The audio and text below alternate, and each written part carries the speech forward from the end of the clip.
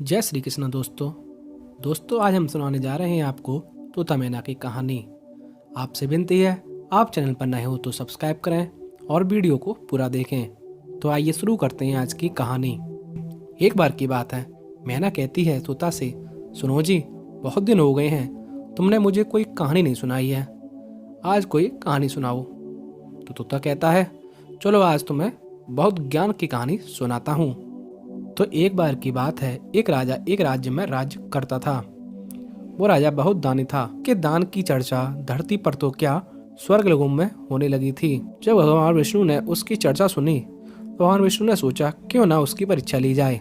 तो भगवान विष्णु एक साधु का वेश बनाकर उसी राज्य में आ जाते हैं और राजा के दरबार में राजा से कहते हैं, हमने सुना है तुम बहुत दानी हो, कोई भी आपसे कुछ भी मांग सकता है। राजा कहते हैं, जी संत जी। साधु कहते हैं, तो हमें भी कुछ चाहिए। राजा कहते हैं, बताइए प्रभु।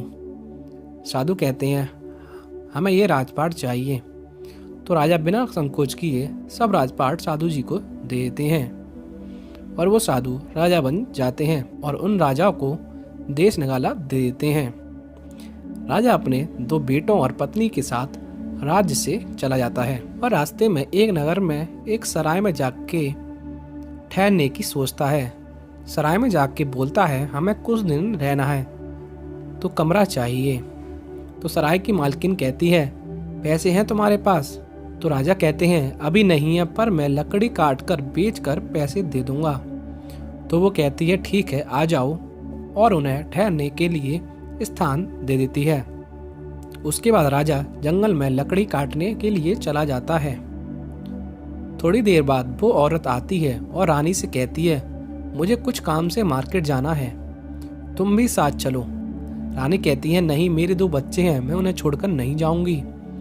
तो वो औरत कहती है, चलो कुछ देर में आ जाएंगे। तो रानी भी बस होकर दोनों बच्चों को कमरे में बंद करके चली जाती है। उसके बाद वो औरत बाजार में जाकर रानी से कहती है, मैं अभी अंदर से आती हूँ।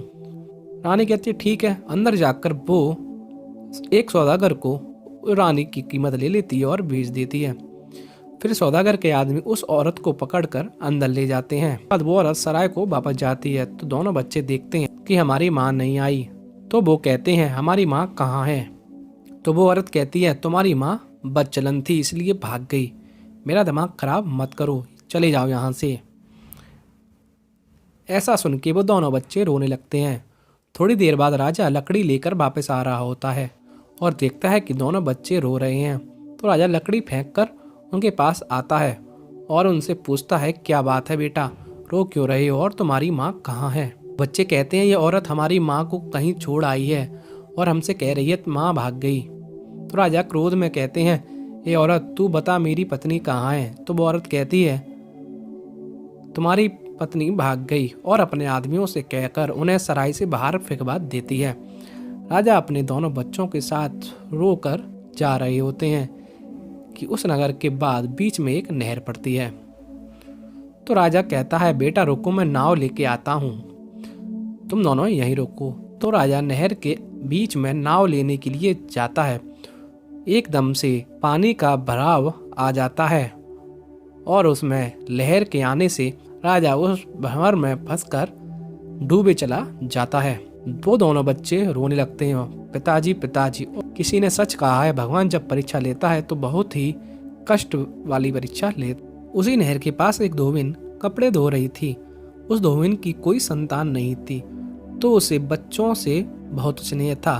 तो जब धोबिन ने उन बच्चों की रोने की आवाज़ सुनी तो वो धोबी से कहती है, सुनो जी, ऐसा लग रहा है कहीं बच्चे रो रहे हैं। धोबी कहता है, कहीं तू पागल तो नहीं हो गई है? इस पानी की लहर की आवाज़ के अलावा मुझे तो कोई आवाज़ नहीं सुनाई दे रही है। माँ की ममता के बारे में तो आप जानते ही हैं। धोबी से रहा नहीं गया और देखने के लिए निकल पड़े और धोबी भी पीछे पीछे चिल्लाते हुए आता रहा। धोबी की नजर उन बच्चों पर पड़ी और वो उन 2 बच्चों से पूछती है, क्या बात है, क्यों रो रहे हो बेटा? तो वो दोनों बच्चे सब बात बताते हैं कि ऐसे ऐसे हमारी मम्मी पता नहीं कहाँ चली गई हैं और पापा नहर में बहे चले गए हैं। धोबिन धोबी से कहती है, भगवान ने इन्हें मेरे लिए भेजा है, इन्हें मैं जरूर घर लेके जाऊंगी।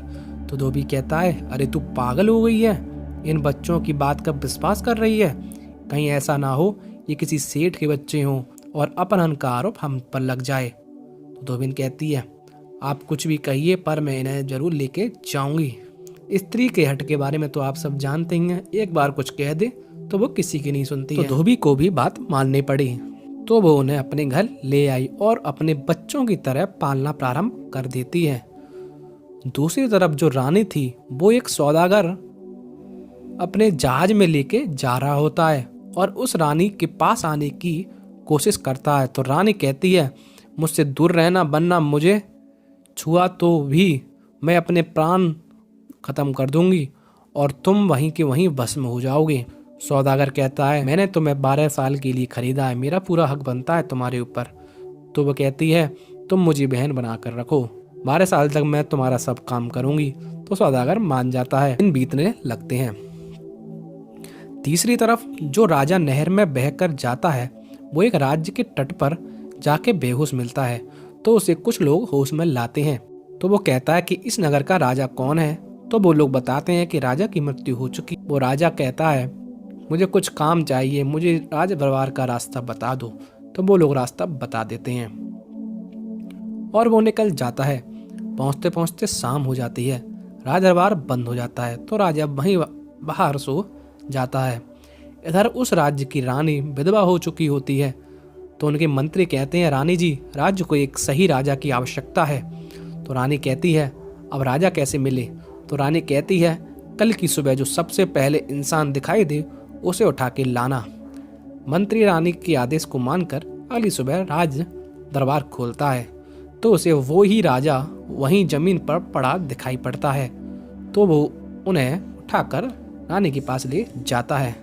रानी कहती है, तुम कौन हो और कहाँ से आए हो? तो वो सब कहानी उन्हें बताता है।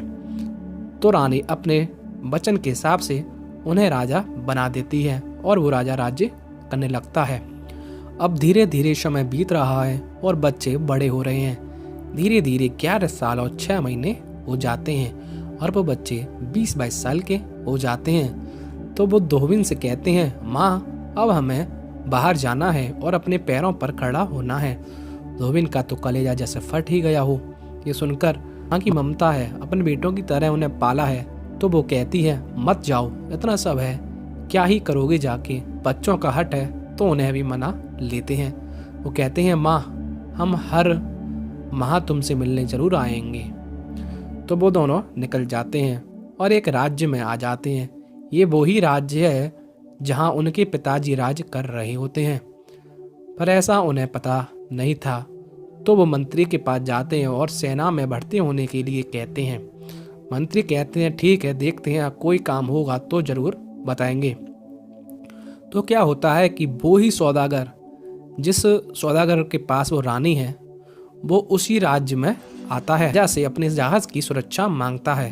तो राजा मंत्री जी को आदेश देते हैं। समस्या ये है कि पूस के महीने में ठंड बहुत होती है, ऊपर से नहर के पास, भैया कौन कैसे पहरा दे सकता है? फिर मंत्री जी सबसे पूछते हैं, कौन पहरा देगा बताइए? मैं सिर्फ वो दोनों भाइयों का हाथ ही उठाता। वो कहते हैं, मंत्री जी पूछते हैं, तुम दोनों पहरा दे दोगे? तो उन्होंने कहा, हाँ मंत्री जी, हम पहरा देंगे। तो मंत्री जी कहते हैं, ठीक है, तुम्हें पूरी रात इनके जहाज का पहरा देना है। तो वो दोनों उसी जहाज का पहरा देने जाते हैं। तोता मैना से कहता है, देख रही हो किस्मत का खेल कैसे कैसे घुमा रही है? मैना कहती है, आप आगे की कहानी बताइए। तो तोता कहता है, सुनो। तो वो दोनों भैया उस जगह का पहरा दे रहे होते हैं। उनकी माँ उसी जहाज में है और उन्हें ये पता भी नहीं है। तो रात के 12 बजते हैं, ठंड बढ़ने लगती है। तो छोटा भाई कहता है, भैया कोई कहानी सुना दो, ये रात कट जाए, ठंड ना लगे और मन लगा रहे। तो बड़ा भाई कहता है, ठीक है, मतलब मैं अपना गीत सुनाता हूँ।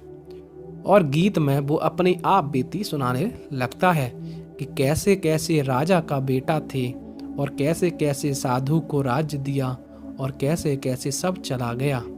ये गीत उनकी माँ अंदर से एकदम से सुनती है और सोचती है, ये तो हमारी कहानी है, कहीं ये मेरे बेटे तो नहीं। पर वो बड़ी कमज़ोर है, कैसे आवाज़ दे? वो अंदर कमरे में है तो वो कुछ सोचती है। अगली सुबह क्या होता है, सौदागर जहाज पर लौटता है। सौदागर अंदर आकर देखता है कि सामान बिखरा पड़ा है। तो वो पूछता है, बहन ये क्या हुआ? तो वो कहती है, रात में जो पहरा देने आए थे उन्होंने चोरी कर ली है। तो सौदागर राजा के पास जाता है और कहता है, तुम्हारे सिपाहियों ने चोरी की है। तो मंत्री उनके घर की तलाशी लेते हैं पर कुछ हो तो मिले। तो मंत्री कहते हैं, हम कैसे माने? तो सौदागर कहता है, मेरी दासी ने ये सब देखा है। मंत्री कहता है, ठीक है, राजा के दरबार में अपनी दासी को पेश करो और हम भी उन दोनों को लेके आते हैं। तो वो भी उन दोनों को लेकर आ जाते हैं और सौदागर रानी को लेकर आ जाता है। राजा पहले तो पहचान नहीं पाता है तो वो पूछता है, क्या इन दोनों ही तुम्हारे जहाज में चोरी की थी? रानी कहती है, नहीं महाराज, और वो रोने लगती है। वो क्यों रही हो? तो रानी कहती है, ये मैं हूँ। और राजा एकदम से रानी को पहचान लेता है और रानी कहती है, ये हमारे बेटे हैं। फिर सब लोग एक दूसरे को पहचान लेते हैं। फिर राजा उस सौदागर को बंदी बना लेता है और उस सराय की मालकिन को भी जेल में बंद करवा देता है। इसके बाद भगवान विष्णु प्रकट होते हैं और उनसे कहते हैं, तुम्हारी परीक्षा ली थी, मांगो तुम्हें क्या चाहिए। तो वो राजा कहते हैं, भगवान ऐसी परीक्षा अब किसी की मत लेना। फिर तोता कहता है मैना से, क्यों जी, कैसी लगी आज की कहानी? तो मैना कहती है, बहुत अच्छी। तो दोस्तों आज की वीडियो के लिए इतना ही। वीडियो अच्छी लगी हो तो लाइक करें, कमेंट करें और शेयर करें, और चैनल पर नए हो तो सब्सक्राइब करना बिल्कुल ना भूलें। जय श्री हरि विष्णु।